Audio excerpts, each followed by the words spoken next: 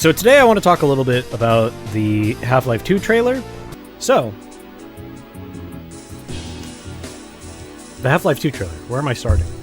So the Half-Life 2 trailer, which was shown, oh god, 2.5 years ago during Breaking Bad when we did that. So that trailer was storyboarded by me, sort of made by me and Wayne, and was put together, in case you're not aware of all this is all just pre-information in case you're not aware. The actual trailer was put together by a group of animators called the Lost Cosmonauts, who do not work for Valve, but I do think they did like character cinematics for Dota 2, so they have like worked for Valve. Either way, they're a totally legit group, really good group of animators, and like not just animators, like an actual like I'd say studio, but I think they're all remote, so it's just a good team, good gaggle of people. Either way, so they came up to Wayne shortly after HL1, and they were like, and they offered to help with something, just make anything Wayne wanted to, pro bono, which is like shockingly generous of them.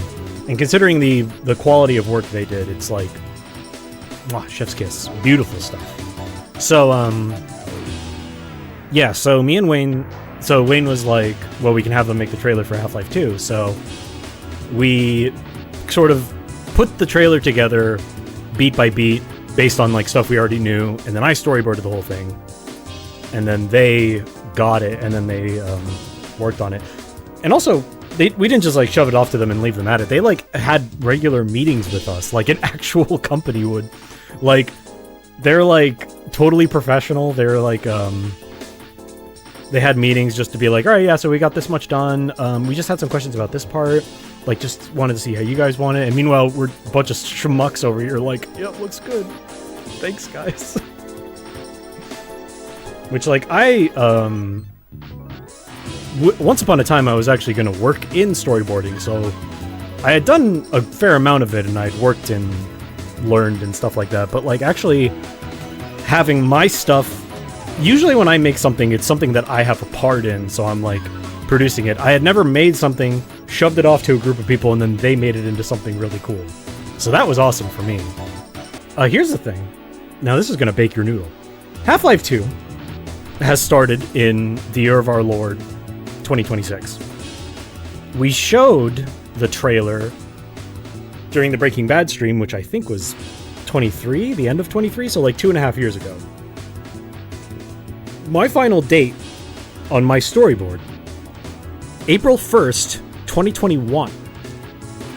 So not only was there like a 2.5 year gap between the trailer being made and the trailer being shown, there was a 2.5 year gap. Well, not only was there a 2.5 year gap between the trailer being shown and Half-Life 2 starting, there was a 2.5 year gap between the trailer being made and the trailer being shown during Breaking Bad. So, again, these things take a while sometimes, but hopefully you'll gain a better appreciation for just how far in advance we've had most of this stuff figured out.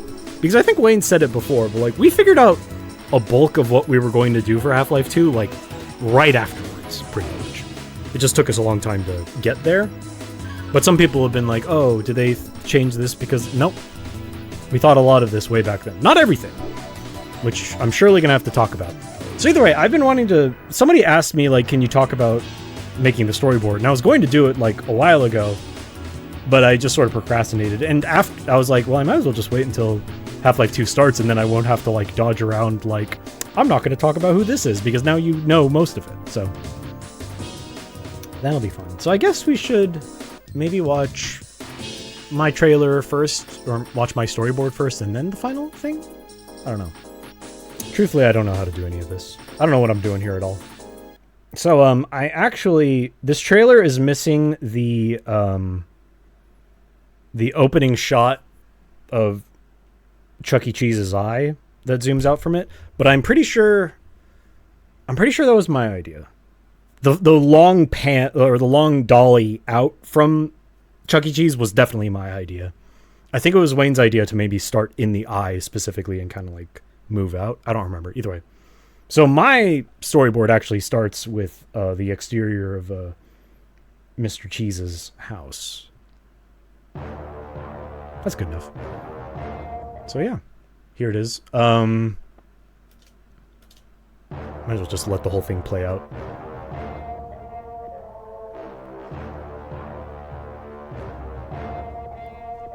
I haven't looked at this in a while.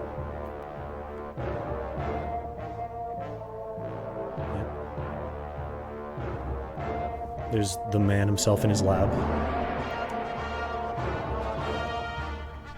And of course, when I handed this off, I was like, this is where this is. It like took screenshots and kind of like, it was this part of the canals. It's like this part of train station 1. There he is.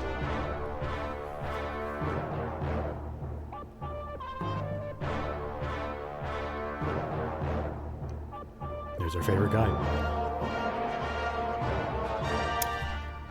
This part I cannot talk about. That part I can talk about. Don't mind that. I don't know why we had 2 shots of Christopher. I think we just wanted both of them.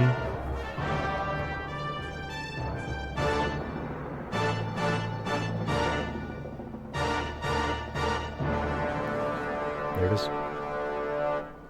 So, there's that. Now,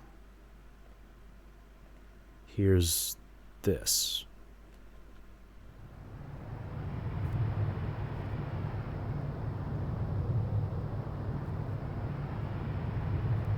Friday, July 6th, 2040. Begin transmission. I'm not sure if this is even going to reach you. I've lost count of how many times I've tried, but I still feel the need to try. You know, this time they did such a good job. Understand a lot of things. One of my favorite things in the world is whole-assing something really, really fucking stupid. And boy, did they did it. World and our time together into perspective. But there are still questions. You left this world, didn't you? We were never sure. This shot was also like exactly what I saw in my head, and they fucking. And we didn't even have like a board for this part. I just described like start here, end here, pace it like this. Here's the monologue. And I was like, oh, we did it. The world revolved around you, Gordon. But without you, it still moves. And as this world spins on, it grows restless. So the Strider leg transition was also I think most of the... I would like to say most of the visual elements in this trailer were my idea. The Strider leg transition was something I was like... Because I remember, like, we showed... Like, I had that idea, and then we showed it to them, and they were like, we're not entirely sure how to composite that just yet. And I was like, I hope you could figure it out, because I would like that to happen. I could see it in my head really clearly, and they got it. It was no problem.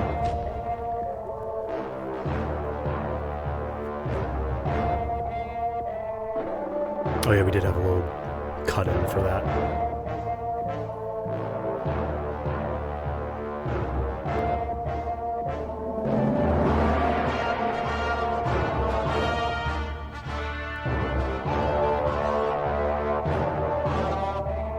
So, a quick thing about Alyx. This was back in 2021. We had figured out a lot of stuff. Alyx was kind of in flux. We know what's going on with Alyx now. Please stay tuned. Please wait warmly. We weren't 100% sure at this point. So we were like, let's just do something like, let's just have some complete non sequitur for Alyx. And I think it might have been me. I don't remember just coming up with her like being a New York gangster with a Tommy gun and a cigar.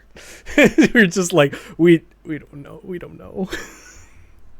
So, unfortunately, as far as we know, Alyx with a Tommy gun and a cigar will probably not be appearing in Half-Life 2, as it is right now. But please stay tuned, because now we have a better idea. I do love that shot, though. This turned out great. I'm so glad we actually like did that stream 1.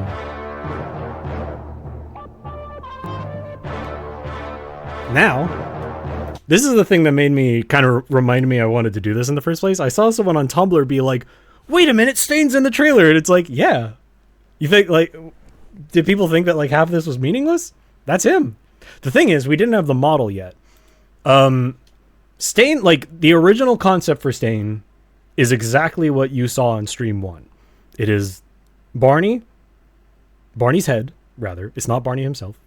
It's Barney's head with a t-shirt, those big loose jeans, barefoot, huge stain on his shirt, weird face poser face. That was 100% concepted frame 1 by Wayne. Wayne and Scorpio, I think. But we didn't have the model when we made this, so we just like you saw it in my trailer, but I just had like the shot of some we only stipulated it has to be in a guy in a white shirt with a stain on his shirt, which is not especially apparent in this really quick shot. But guy cleaning a glass in a sewer, I think, perfectly conveyed the fact that stain was a deciding factor. I cannot comment on this yet. There he is. I think originally we were actually going to have, because by this point we had decided Holly's going to be Grigri, but we were originally just going to have him show up in Ravenholm like this. But with kind of like how we were laying stuff out, it was like, well, Dr. Coomer's not going to be around long. So there would be a pretty sizable gap where Grigori wouldn't be around. But then Wayne had the really good idea that the teleporter sequence gets looped into Ravenholm, and then he gets like cross-teleported with him, so we could bring Holly in like right away, which is good. I'm glad we did that. I do regret that this is not like the first place you meet Father Grigori, but it's fine. No comment about the other thing.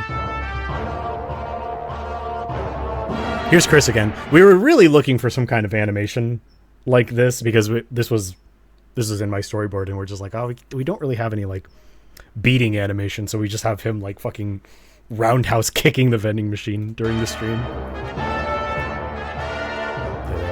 One thing I was really happy about when we showed this was that we showed this, which to most people would just make no sense at all. Why is he handing a briefcase to himself? But people immediately caught on that this is Tommy, and our sort of idea that Tommy isn't really a human, but he's a larval G-man. So he grew up. We were like, should we make like a model? It's like he should just grow up and look exactly like G-man. Like he emerged from the chrysalis fully formed. So we conveyed it perfectly in. Well, actually, I say we, the animators, actually, because we told them this is Tommy. That's who is getting handed the briefcase, and they perfectly conveyed like his meek mannerisms, his little boyish head tilt and everything. Just perfect. I forget who animated that shot, but I know that they did a good job with it. Oh, I made that logo too. I forgot about that. That whole deal.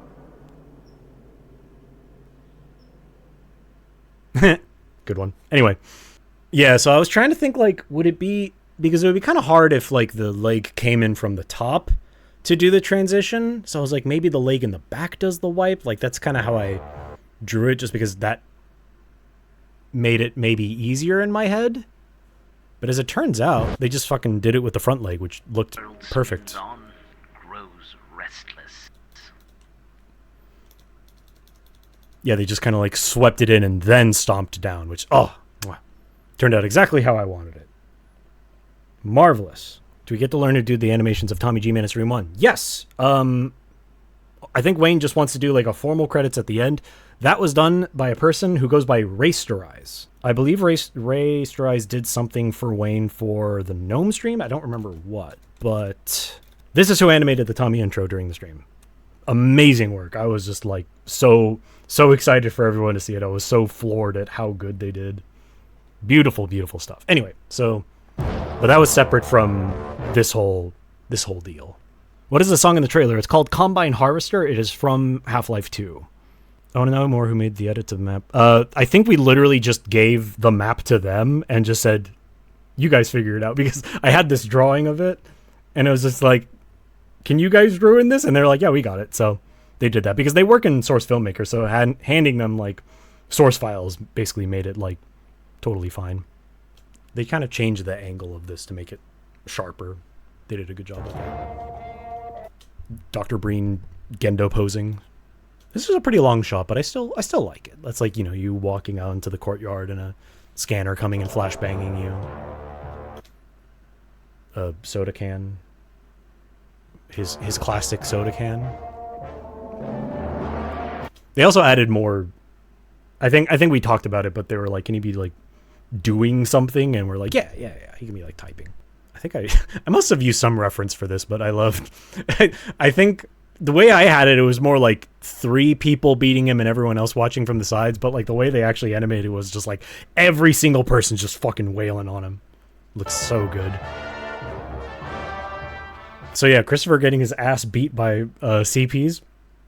Way back, already thought of it in 2021. There's Dr. Clumsy on the train. Understand? See, I drew a t-shirt. You can see on his model. It's clearly a t-shirt. Once again, cannot comment. Please look forward. There's... I like doing this shot. Yeah, see, the animation in the shot was all them. I just drew the general action. I want to say the animator was... It was like one of the people... I think it was the animation lead on the project. I think her name was Casey. I feel like she was the one who did the shot with Tommy and G-Man with the suitcase. Either way. Oh. Watching it now, I'm still so happy with it. They did such a good job. So yeah, thanks again to the Lost Cosmonauts. They did a miraculous job with that trailer. Title. And then yeah, I think I made that title separately. I remember making that title. Or the one that you see in the final trailer, rather. So yeah. Yeah, that's how we got everyone. Make you wait, make everyone wait 5 hours through our very stupid gag. And it's like, here you go, here's what you actually wanted. Is it Additional Voices who sells Jesse and Walt the RV? You know what? Can't say not officially, but I can't say that I wasn't thinking about it at the time. Going off the official record, thoughts on giving the nickname Addy V to your character? I was actually thinking of, like, having him say Addy is his nickname. So I kind of already had that in my brain. So the moment I saw people, like, calling him Addy, I was like, yeah. That's probably... If your name was Additional, you're like, no one's gonna fucking call me Additional. Just call me Addy for short. I don't know. That's a real name. So yeah, I don't know if he'll ever directly say that, but that was already in my head, so... I don't know if I call Additional Voices Moe, but you can call him whatever you want. Poppy Addy and I'm making voices. Pretty good. Pretty good. What was my favorite shot I drew for the trailer? That's a good question. I really am happy with the Strider leg transition. I'm happy with the stain transition. Like the 1-2 hit of like guy cleaning a glass. He's in a bar. But then the next shot is you're looking down at him in the sewer. So it's a good set of images to make like, who is this guy? Why is he in the sewer? Is that really a bar? Like he has a whole bar in the sewer? Really gets you thinking. And then I really like the Ravenholm shot, but that's just kind of what you actually see in the game. So they made that look really cool. I don't know, I like a lot of it. I would say that the stain one is pretty good. Christopher getting his ass beat by the Combine is really good. I like this one. The alley and train station one.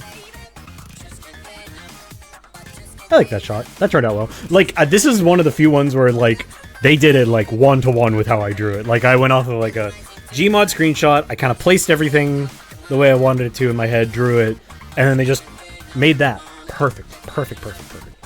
Least favorite shot. Honestly, this one, no.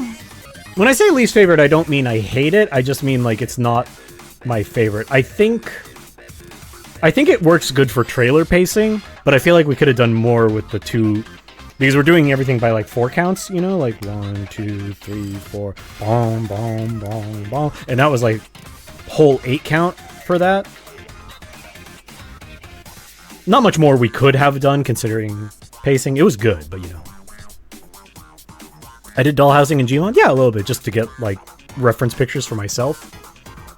But then, these guys know Source well and can just load up the maps in SFM and just animate things. So, was Christopher actually thought of back in 2021? Yep. Christopher, Stain, Holly playing Grigri, additional voices. I think Log being Czar might have been a little later. I think it was more of a hypothetical at the time, like maybe Log could play a Vortigaunt. And then there's some other roles that have not been unveiled yet. There's at least 1 or 2 roles that have not been unveiled yet that we did think about in 2021 that you will see eventually. But yeah, for the names of the new trains, you already have named. Yes. Christopher was named Christopher. Stain was named Stain. I had thought of additional voices as name. Is it Czar with a Z or Czar with an X? You'd have to ask Log. I think it's X. We're getting more added to the team. We don't really... The thing is, here's one of the things that we actually haven't thought of on the fly. There's a couple of moments where it's like, okay, well, right at the start, Grigri hasn't been introduced yet, so Holly's not there. But once Grigri's introduced, then he's there, you know? So, like, there's a couple of things we thought of in terms of, like, maybe some party members go out and then they come back in. But a lot of it is really just, like, on the fly, we could just have someone kind of come out if something needs to happen, or maybe, you know, like...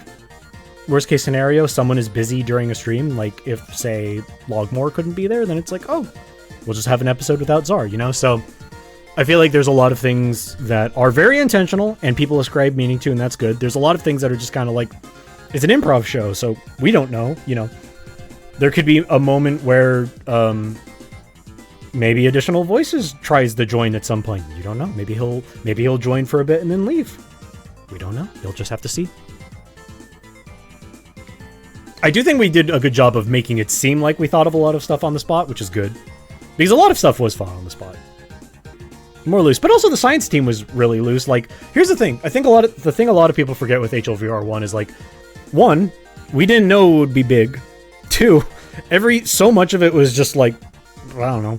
Like, you don't see it. And also, with historical revisionism of Wayne's YouTube edit being like the primary source more than the original stream, if you're watching the original stream, which you really don't get much out of unless you want that sort of thing, you'll see that there's moments where like people just disappear. Like Gur will just disappear at like there's no Bubby for a little bit because he's behind the scenes working on something, you know? So there's a lot of moments where like even in the first one, people are kind of slotting in and out just because it's like, you know, there's no real reason for it. Which I think we're going to lean into as like, you know, maybe, I don't know, Christopher might disappear for a little bit and then just show back up and it's like, where were you? Don't worry about it, you know? Holly disappeared for a little bit because her internet went out. Exactly. Like, and then I think like the only thing is if that had happened and we had some mode of communicating with Wayne, I don't think it would have been a big deal at all. It would have just been like, oh, he'll catch up with us. But the fact that we had to communicate with Wayne, or his only means of communication is what people say in game. So in character, Gur had to like tell him like, Dr. Coomer's been lost to the void. We don't know. And like, there's no way for Wayne to be like, wait, what happened to Holly? You know? So there's a lot of funny things like that that just ended up like that because of circumstance. You sure hope Pikachu comes back from his debut in Half-Life 1 VR. He won't. Wayne did not want me being Pikachu in the first place. I went against his wishes, but I will respect them this time. You will not be seeing Pikachu in Half-Life 2, but the VR. I hope Additional Voices shows up with a totally different character model. That's the one thing I'm keeping consistent. He will always be male 07. People did get the idea that he's supposed to be like the gaggle of civilians that are always helping you at every step of the way, but he will always be male 07. When they first got into the combat sections, the atmosphere and pacing was exactly as it was in 2020. I felt like I had been with a 60 mile an hour wind for 5 seconds. That's funny. Yeah, it's like, you know, that's part of the fun. We kind of like... A lot of the work we did behind the scenes was kind of like, not to spoil anything, but for example, you're going to be seeing less of the canals than there is in the main game. Now, if you know Half-Life 2, you know that the canals is really fucking long. So it's like, we came at the maps kind of as like, well, we need this bit to happen here, so there needs to be some edits here and there. But also there's a lot of like, there's a lot of gameplay here that is going to take a while, you know? And thankfully for the first stream, mainly because we had to end a little earlier than we wanted to, there wasn't really a section where it's like, oh, this gameplay's taking so long. But we might have to in the future. So. Pikachu died between Half-Life 1 and 2, correct. During the 7-hour war. Lanky Kong will also not be coming back. Yeah, we're already talking about everyone's fonts and colors and stuff like that.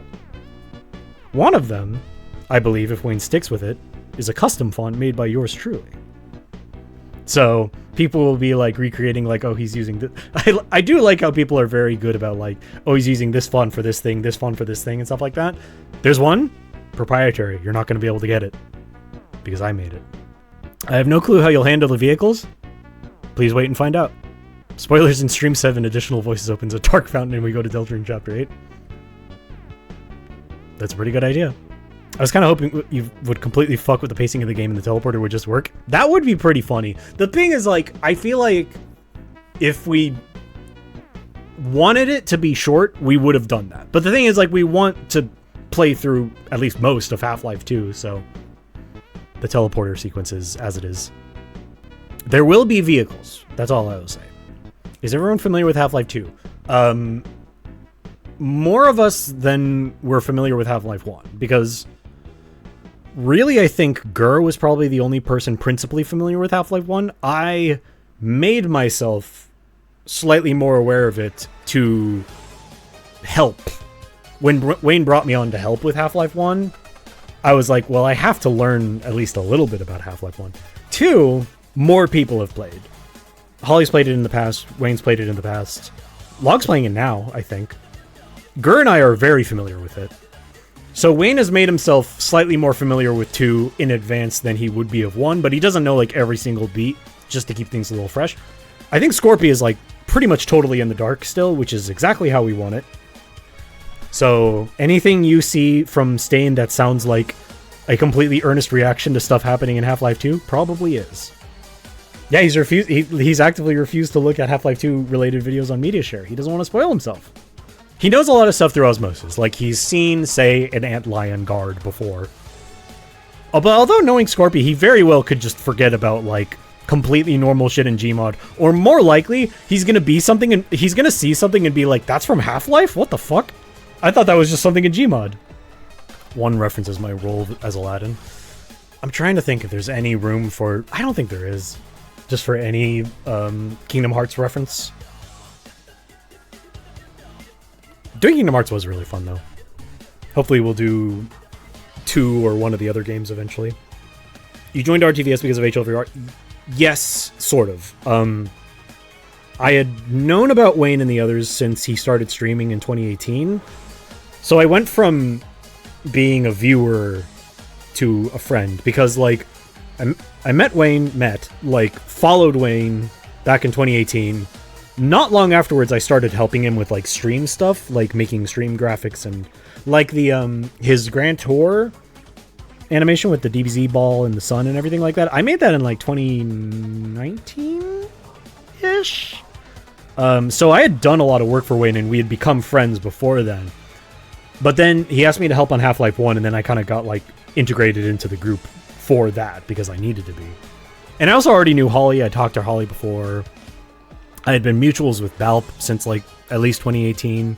So I kind of known them. And the other thing about that that's interesting is that it was funny, like, when I first, like, started following Wayne and, like, learned about them, because it's, like, the reaction a lot of people talk about is, like, oh my god, they were in, like, the Moonbase Alpha video, and they were in this and that, and, like, I obviously had that. I was like, oh shit, that's cool. But the main thing was, they all met each other more than a decade ago on the YouTube Poop Steam group, and were, like, vaguely involved with the forums.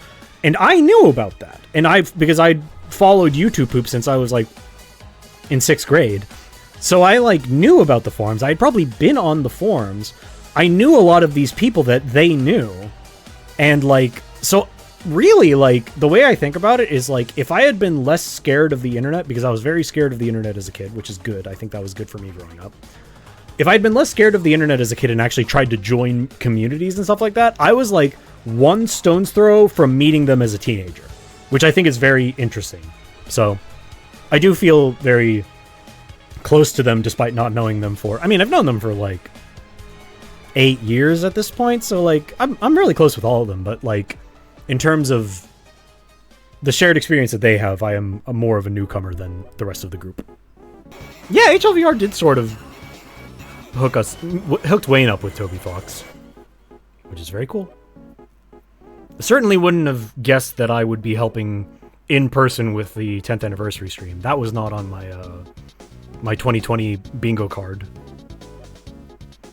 Will the WoWzilla be making a comeback? We honestly haven't thought about it. I don't think so. Not out of any, like, significance or anything like that. Or, like, oh, no. It's just, like, I don't know. We have other funny sweps that we want to use. The WoWzilla was only there because it was just a funny swep we had, and it's like, let's use this because it's funny, you know? There's other toys in the box, exactly. Couldn't have said it better myself. We have, forced Gary's mod into a platform by which to do our ridiculous improvisational stage plays. Gary's mod is a toy box that we just like playing in. So the hardest fucking part of producing and stage managing this is not the technical issues. It's not the whatever overhead and stuff like that. It's not running the show.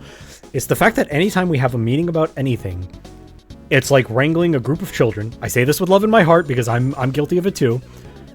It's like wrangling a group of children because we'll get in the server and it's like, all right, we need to test this, and people are just spawning the Hulk, doing all sorts of crazy shit. The moment that when push comes to shove and like we're actually doing the show, everyone locks in and everyone does their job. But if it's like, oh, we're just rehearsing something or we're trying something out or we're testing something, just like treat it to Gabble Crush.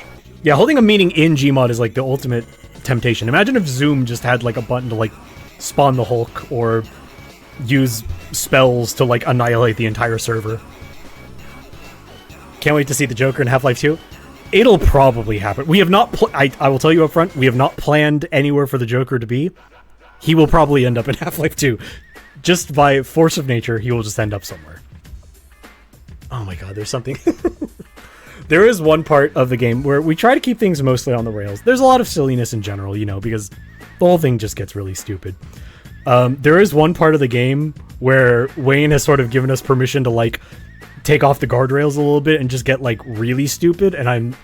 The ongoing gag that we have for that area, I'm very, very excited for. There's so many things I'm excited for. I'm really excited that we're doing this because there's genuinely a lot of really great stuff to come that you guys will get to enjoy.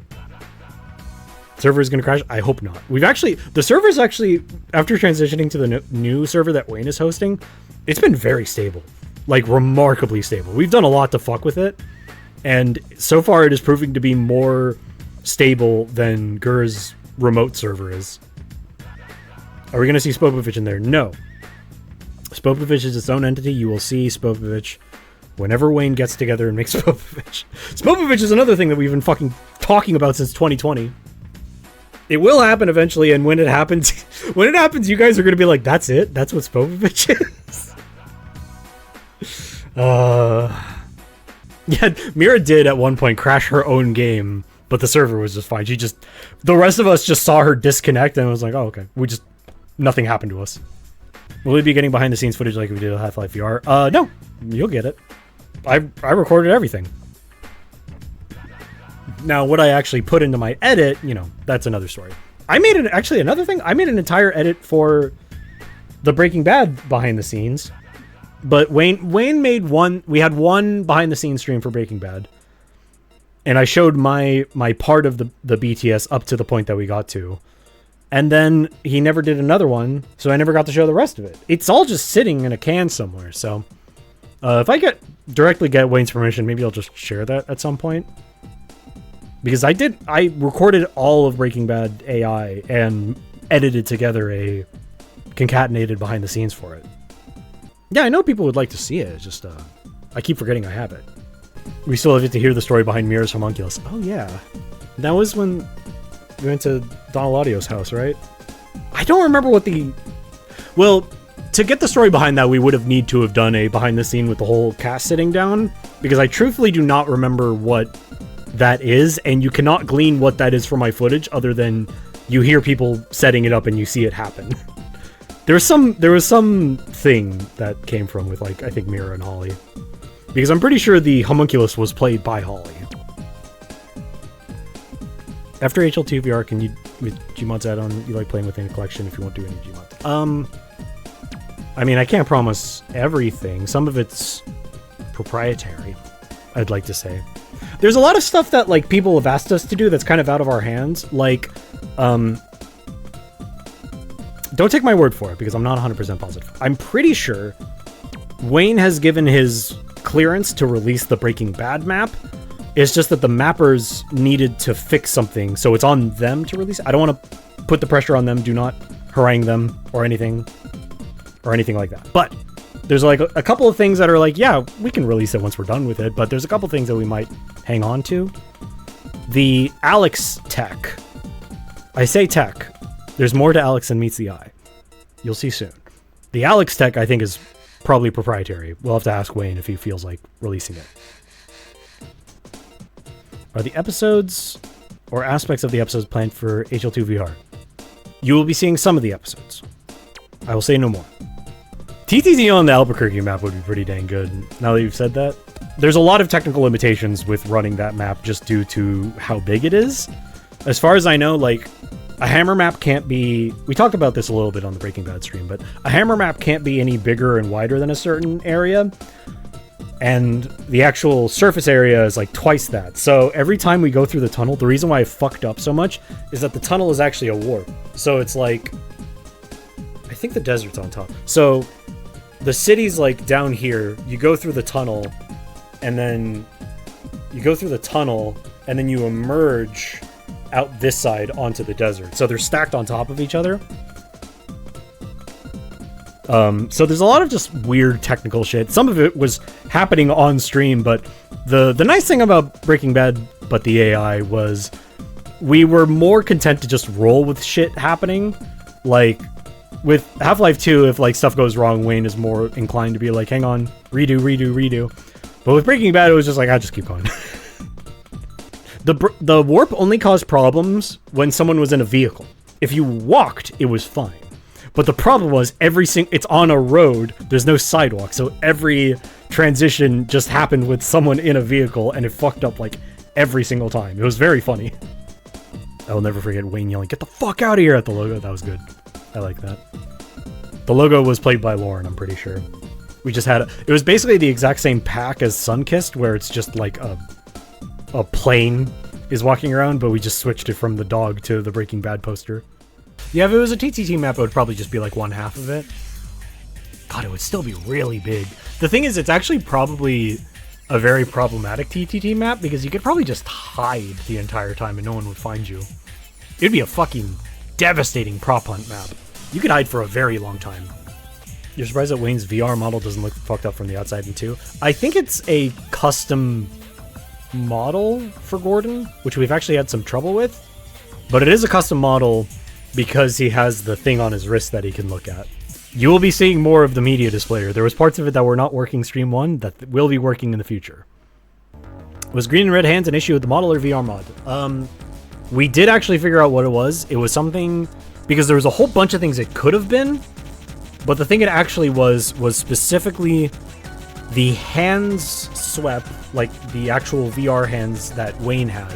Well, it was something with the model body group compounding with that, because we know what caused it. What caused it, or what was making that happen, is it's something with light groups.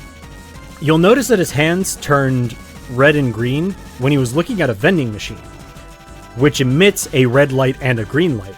So what was happening was Wayne's field of view was, if he was looking at a light, it was overriding the light that was illuminating his body, specifically the hands. So like, if he was in the right spot, nothing bad would happen. But if he was standing too close to the vending machine, his view model was catching the illumination from the vending machine lights and turning his hands red and green. So the thing that turned his hands like black was also like him being outside the range of a light and stuff like that. Because we eventually figured out what it was and fixed it. But it was like, troubleshooting it was like, okay, if you put a light near him, like if someone has their fizz gun out and he's looking at someone with their fizz gun out, it doesn't happen. So it was just a bunch of light fuckery, but it's all solved now. And it was only a problem in that map for... We don't know why, but it never happened anywhere else, and it will probably almost certainly not be a problem again, so. But we have refilmed the opening swath of Half-Life 2. Much tighter. Much better. I'm excited for you guys to see it whenever Wayne finishes it. I was surprised at the amount of fan art I saw of Red and Green Hands Gordon, which I kind of like. You know, I don't think it's like... It's good that, you know, whatever, but it's like... It's nice that we had a fuck up and it's like, oh, fuck, god damn it, this ruined a bunch of shit. Meanwhile, people are just having fun, like, look at him, he's got crazy hands, you know? I'm like, that's good. He's green and red for an amazing reason, exactly. And we had to figure out what it was.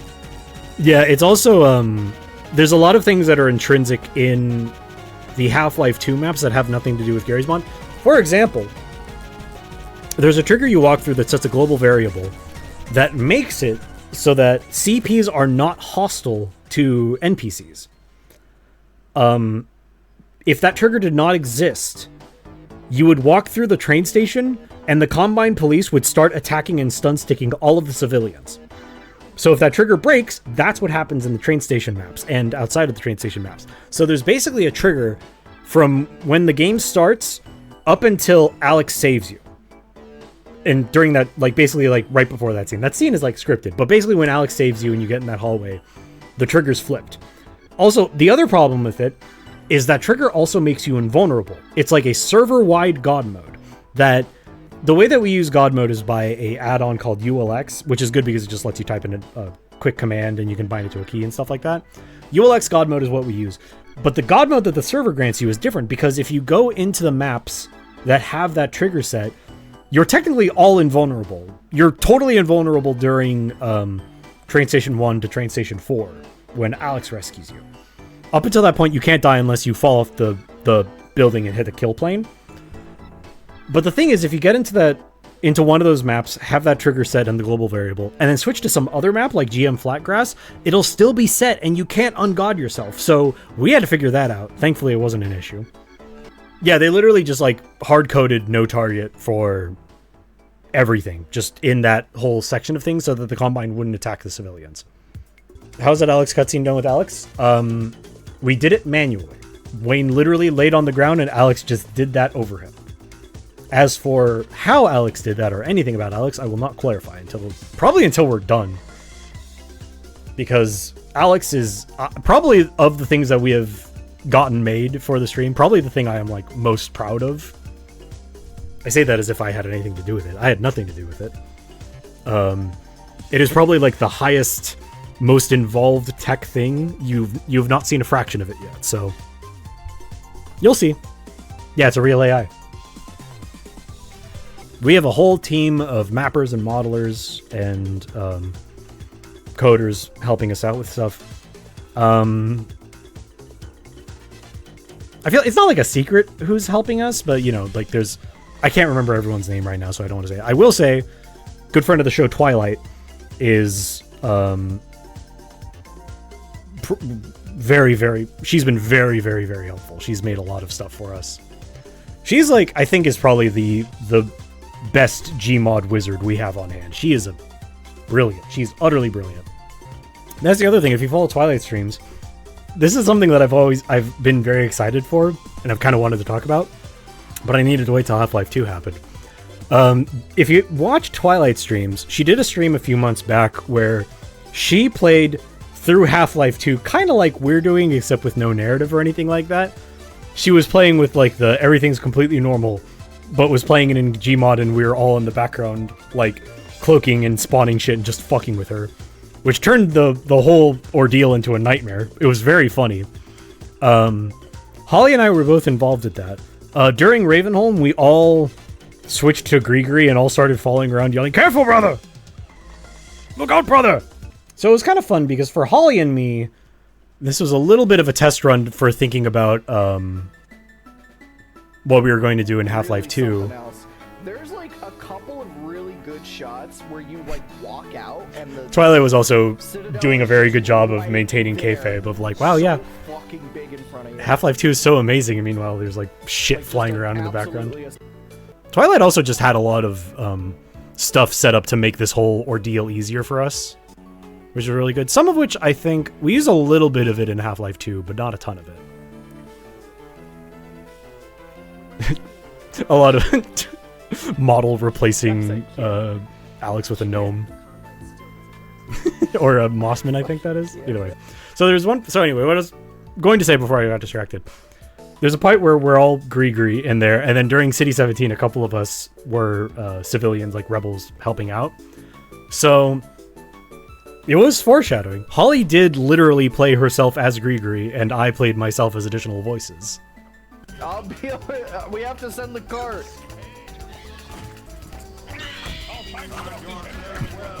Robbie was also really good Gree.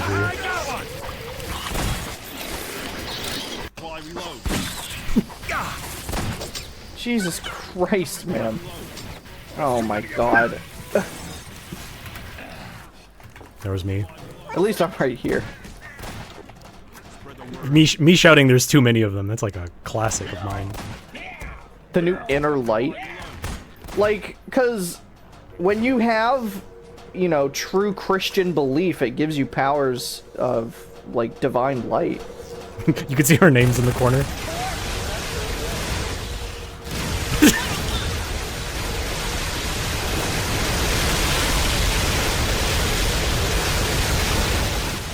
Why is the cart not moving?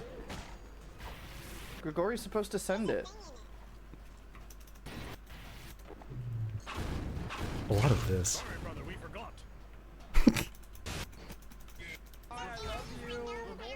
Alright, let's get down. It's like this is really fun. Either way, so you amid the clamor of this scene, you can hear Holly do her Gree voice.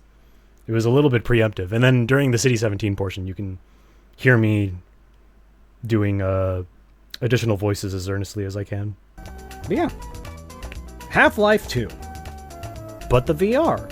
I think I'm done talking about Half-Life.